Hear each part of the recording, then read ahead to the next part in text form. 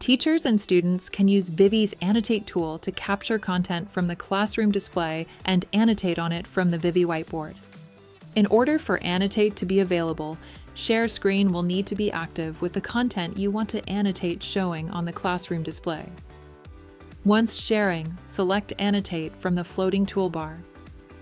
A screenshot will automatically capture the content and make it the background of the whiteboard. The whiteboard toolbar will become available with options for the pen, highlighter, shapes, and so on. Annotate the screenshot as desired. Note that you will be actively sharing your screen while annotating so that students can view the display and take a screenshot from their own device.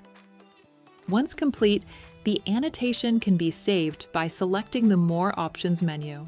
If it is not saved before exiting the whiteboard, the annotations will be lost.